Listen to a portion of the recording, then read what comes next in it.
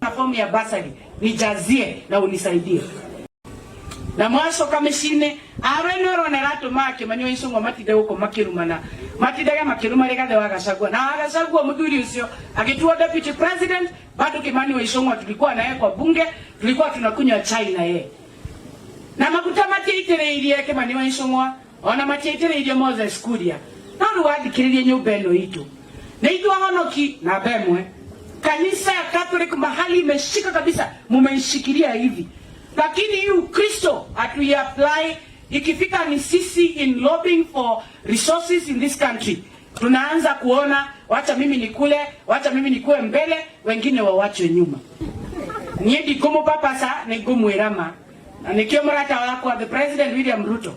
Ile strategy aliingia nayo mashinani ilikuwa strategy ya kutupapasa. Anatuambia mama mboga, serikali ya bodaboda. Lakini alipofika pale akakamatwa na mtu mwingine anakaa Kaini anaitwa wa Ichungwah. Sasa yeye akisha sahau mama bodaboda, kisha sahau kanisa ya Marsabit, kisha sahau ya Salama, kwa sababu wale wachache wamemkaribia pale, hasa kutoka hii jamii ya Mlima Kenya.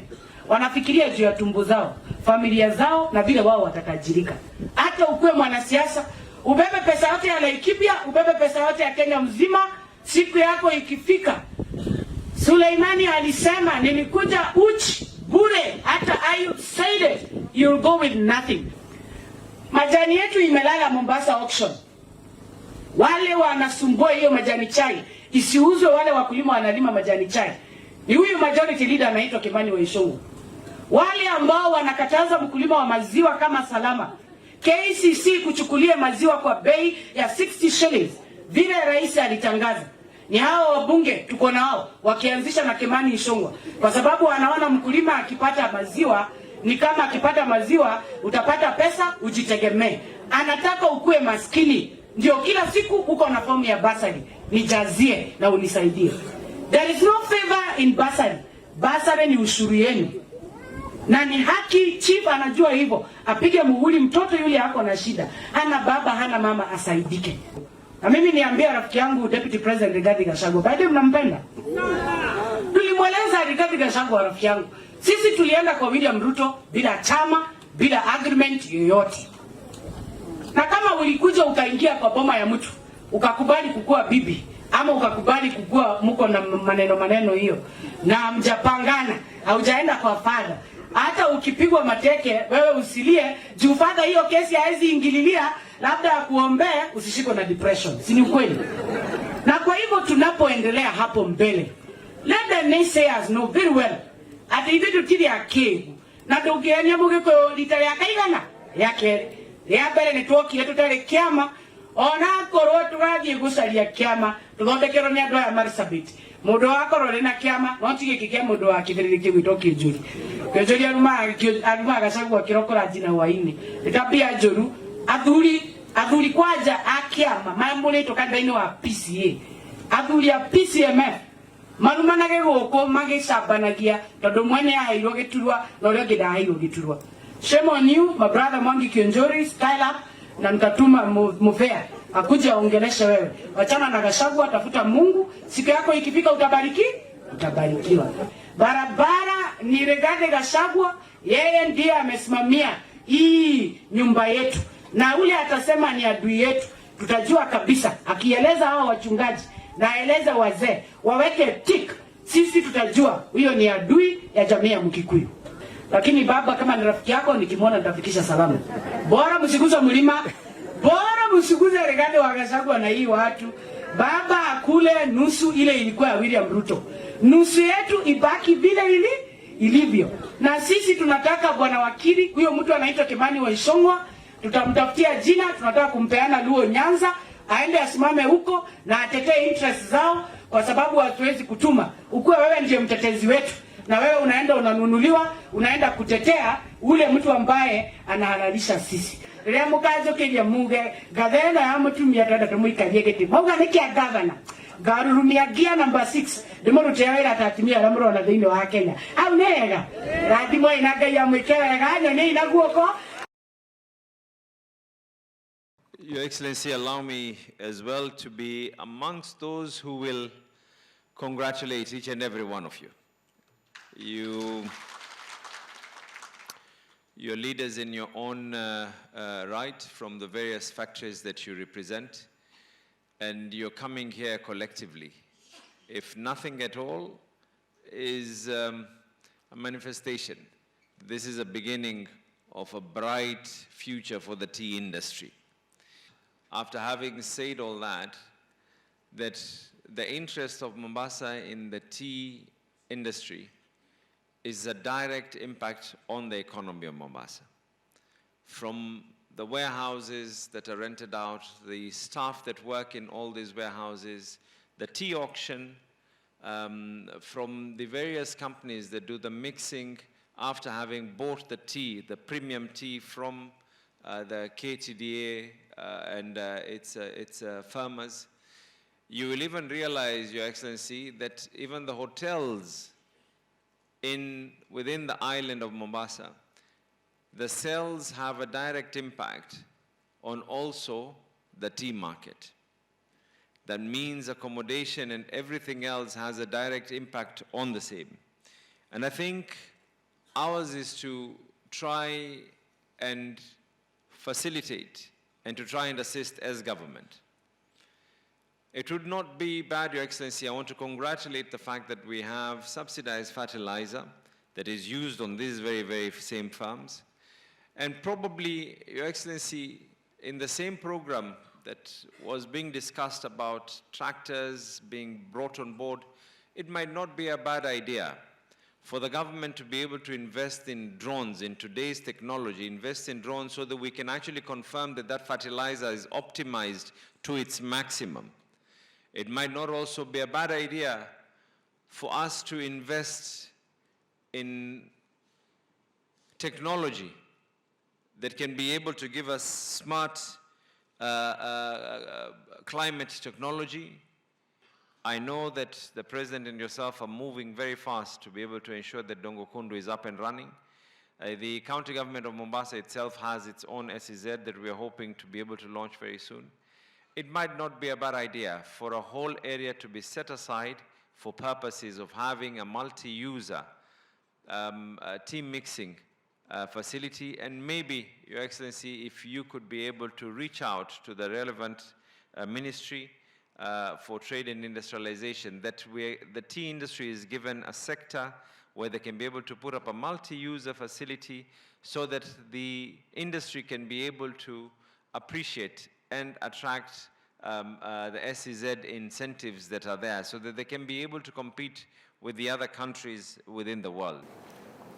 As I underscore the enormous potential of BRI and acknowledge that the cooperation between Africa and China under the FOCAC framework is doing the best it can and actually yielding results, it is critical to also appreciate that Belt and Road Initiative's full promise has been severely undermined by major threats, key among them being severe global pandemics, shocks and wars, and an unjust international financial system, and climate change, which have subjected our economies to considerable stress and caused many developing economies, especially the least developed countries, majority of which are in Africa, to struggle under massive debt. In turn, this undesirable state of affairs has had the negative effect of making African countries unable to fully tap into the vast array of opportunities presented by the Belt and Road Initiative. It is for this reason that, in keeping with the best spirit of South-South solidarity, I respectfully call on each one of you, Your Excellencies, to lend your full support to China and Africa to work closely together on the following 4 critical areas. First, to urgently collaborate in championing a fair international financial system that enables Africa and other countries in the global South to benefit from available resources and opportunities. China, as a friend of Africa, should rally the rest of the shareholders to double their contributions to the multilateral development facilities like IDA 21, Africa Development Bank's replenishment program, as well as IMF's special drawing rights, to enable more African countries access concessional funding to support economies that are heavily affected. We received the news this morning of President Xi's statement on their contribution in this respect with a lot of gratitude.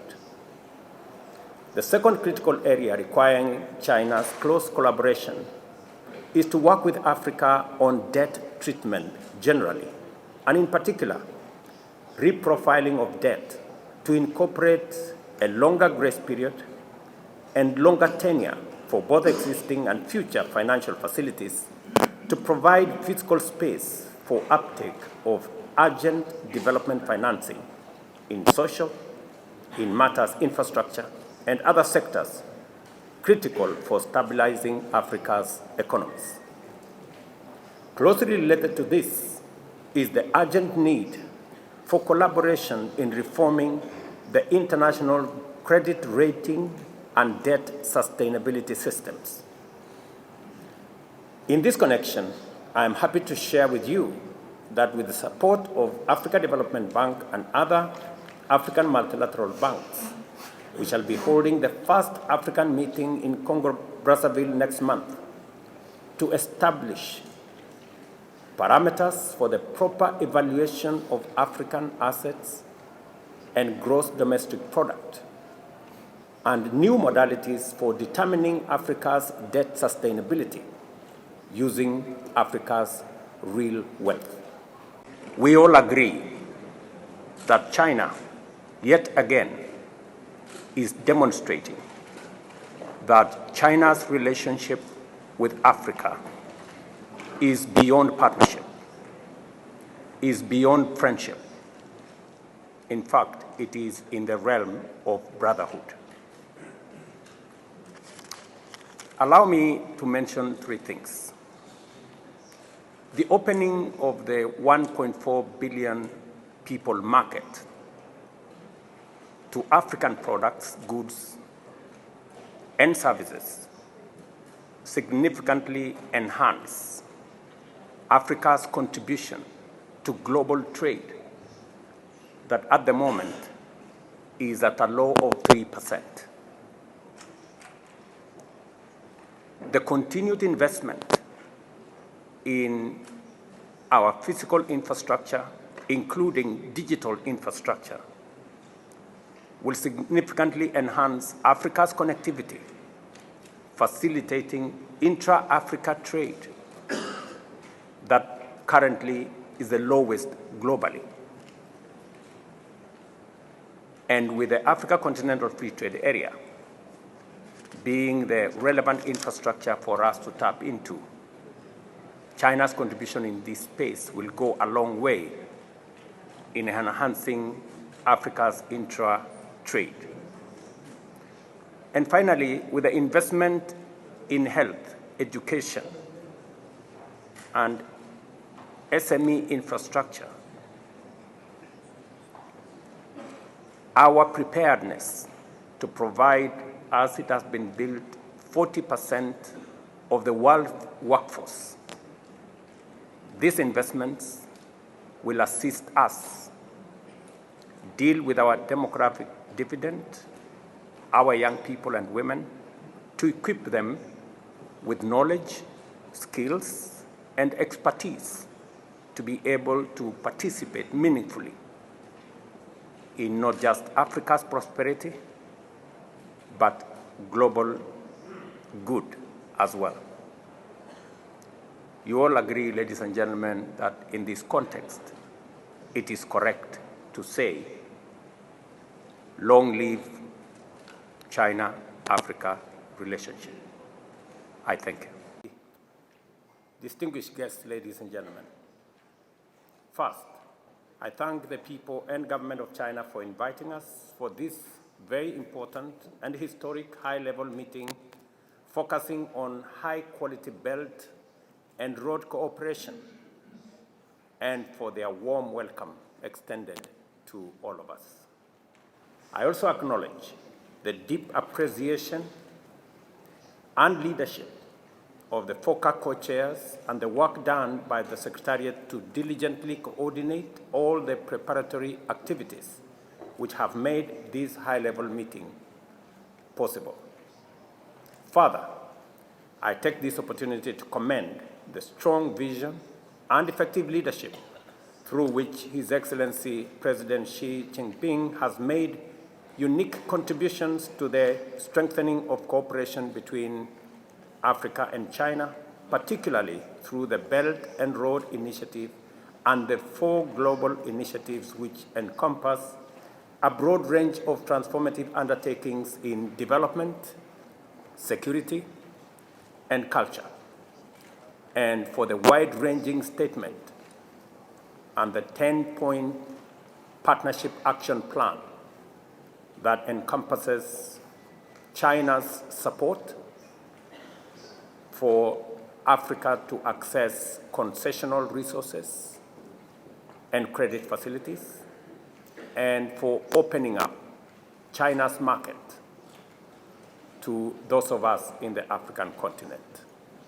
It is a measure of true friendship that our agricultural produce can access Chinese markets. Without a doubt, the impact of the programs and projects under BRI is demonstrable, significant, and positive across the African continent from north to south and from east to west. In Kenya, for example, we have, with the support and funding of China under BRI, completed 600 kilometers of standard gauge railway. We have completed phase 1 of Lamu Port. We have also completed a modern oil terminal in the port city of Mombasa, the expressway, and we have also completed thousands of kilometers of road connecting rural to urban Kenya, farms to markets, and transporting raw materials to manufacturing industries. The relationship between China and Africa, and Kenya in specific, is so real that this year, early this year, when I went to one of our rural towns, and the citizens were asking me for an airstrip, when I asked them where they wanted to travel to if the airstrip is built, they said they wanted to travel to China. And when I later found out, it was because the road in their neighborhood had been built with Chinese support, with a Chinese contractor. That is the depth of the relationship between China and our continent.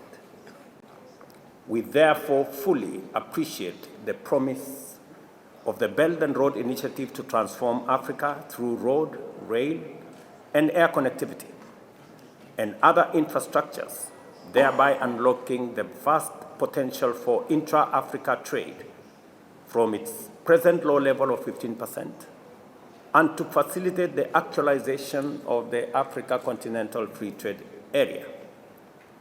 This will enable Africa unleash its huge manufacturing potential by deploying our enormous renewable energy assets and significant mineral resources to power the continent's ambitious drive to sustainable growth and inclusive prosperity. In recognition of this undeniable promise, we are, for instance, engaging China on extending the standard gauge railway from Kenya through Uganda, Rwanda, Burundi, the DRC, into Congo-Brazzaville, thereby linking the Indian Ocean to the Atlantic Ocean. When it is finally implemented, this single project under BRI will deliver for our nations and peoples unprecedented transformation. This gives us an outline of the magnitude of the entire BRI and the scale of possibilities that will come with it.